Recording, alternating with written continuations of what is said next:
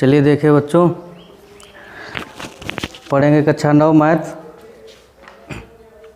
Exercise 6C चल रही थी और 13 नंबर क्वेश्चन जो है हमने आप लोगों को बता दिया था कि यहाँ तक सभी बच्चे इसको लगाइए और जो क्वेश्चन समझ में ना आए उसको ग्रुप पर सेंड करें, वो बता दिए जाएंगे आपको। और वीडियो शुरू करने से पहले मैं आपको ये बताना चाहता हूँ कि वीडियो को अधिक से अधिक शेयर करें और सब्सक्राइब करें, ठीक है। देखिए आज क्वेश्चन नंबर हम 15 बता रहे हैं।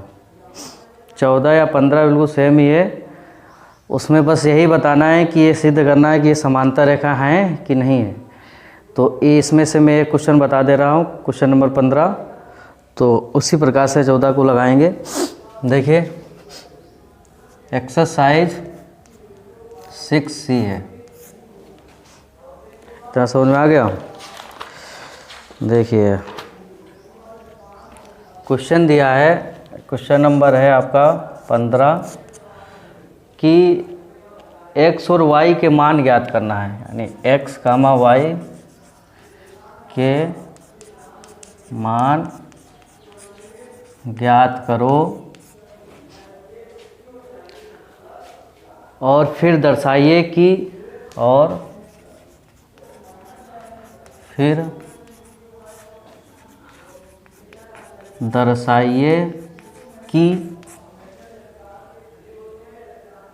AB समांतर CD है। ये आप लोगों को दर्शाना है। चित्र बना है इधर, ये देख लीजिए। ये समांतर रेखाएं कह रहा है दर्शाने के लिए। मान लीजिए ये AB हो गया, ये CD हो गया और ये दिया है आपका 50 अंश हो गया, 50 अंश, और ये हो गया तुम्हारा x डिग्री दिया है। ये दिया है y और ये वाला दिया है आपका 130। ठीक है, ये क्वेश्चन है। Question number 15 6C। क्वेश्चन देख लीजिए बुक से, अपनी बुक से क्वेश्चन आप सभी लोग देखिए। तो ये आपको पहले तो इसमें x और y के मान ज्ञात करना है और उसके बाद में ये दिखाना है कि ABCD के समांतर है कि नहीं है।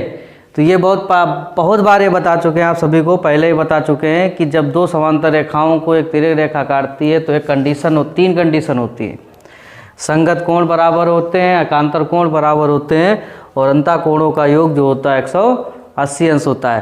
तो उसमें से इन 3 कंडीशन में से कोई एक कंडीशन अगर आप ये दिखा दे रहे हो या सिद्ध करके दिखा दे रहे हो तो ये 2 समांतर रेखाएं सिद्ध हो जाएंगी। ये बहुत बार बता भी चुके हैं। तब इसमें देखिए लगाइए। देखिए पहले इसे मैं बता दे रहा हूँ, इसको समझिए, बाद में भी रिटर्न में भी बता दूंगा। देखो x और y के मान भी निकालने को कह रहा है, तो सबसे पहले हम x और y के मान भी ज्ञात कर लेंगे। देखिए ये x और ये y, ये 2 मान लीजिए समांतर रेखाएं जब हैं तो उसको तिर्यक रेखा काटे तो ये किस प्रकार के हो गए, ये मान लीजिए हो गए हमारे एकांतर कोण। समझ आ गया। तो एकांतर कोण तो हो गए, ये मान रहे, अभी ये सिद्ध नहीं हुआ है कि ये समांतर रेखा, अभी ये सिद्ध नहीं हुआ, ऐसे बस बता रहे हैं। तो ये और ये यानी इनके मान जो आएंगे बराबर आएंगे। समझ में आ रहा है। अगर जब इनके मान बराबर आ जाएं, यानी x और y की जो वैल्यू है वो बस सेम आ जाए, बराबर इक्वल आ जाए, तब आप ये सिद्ध हो जाएगा कि ABCD के समांतर है और उसको L जो है एक तिर्यक रेखा काट रही है। समझ गया। ये तो सिद्ध हो जाएगा, बाद की बात है, ये अभी नहीं, ये तो बाद की बात है। इसमें x और y के मान निकल के जब आए तो उससे पहले आपको x और y के मान हमको निकालना होगा। जब x और y के मान निकल के आ जाएंगे तब हम ये कह सकते हैं कि ABCD के समांतर हैं। क्यों समांतर होंगी? क्योंकि x और y जो है हमारा एकांतर कोण है और एकांतर कोण जो होते हैं बराबर कब होंगे? जब जब समांतर रेखाओं को एक तिर्यक रेखा काटेगी तभी एकांतर बनेंगे और तभी एकांतर कोण हमारे क्या होंगे? बराबर होंगे। जब समझ में आ गया? ठीक है। अब यहाँ से x का मान निकाल लेंगे, यहाँ से y का मान निकाल लेंगे। समझ रहे हो इतना कि नहीं समझ रहे हो? कैसे निकालेंगे? देखिए ये कोण तुम्हारा 50 अंश दिया है, ये 130 अंश दिया है, बुक में आप देख लीजिए अपने क्वेश्चन। ये वाला जो कोण बन रहा है ये किस प्रकार का कोण बन रहा है, ये हमारा देखिए ये रेखा पड़ी है उस पर ये किरण खड़ी है, तो किस टाइप का कोण बन रहा है हमारा, रेखीय युग्म कोण बन रहा है। ये हमारा रेखीय युग्म कोण बन रहा है और रेखीय युग्म कोणों का मान जो होता है 180 अंश होता है। इन दोनों का योग जो होगा 180 अंश के बराबर होगा। और ये वाला कोण दिया है तो ये कोण अपने आप निकल आएगा। तो 180 से -50 कर दो, कितना आ गया हमारा 130, यानी ये निकल के कितना आ गया 130। अब यहाँ पे देखिए ये y और ये 130 जो दिया ये किस टाइप के कोण है, ये सम्मुख कोण हो गए, यानी शीर्षा विमुख कोण हो गए। ये देखिए क्रॉस का चिन्ह बन रहा है, ये दो कोण सम्मुख कोण हो गए।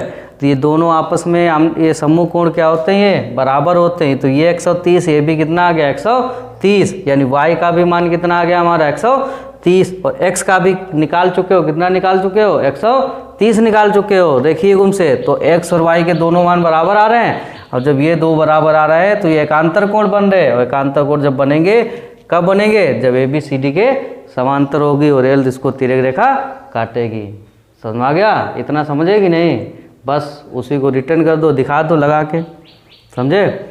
चलो कैसे लिखोगे, यहाँ पे लिखोगे ऐसे ही लिख दे रहे हैं, x अंश प्लस 50 बराबर हो गया हमारा 180 अंश। ये हमारा हो गया रेखीय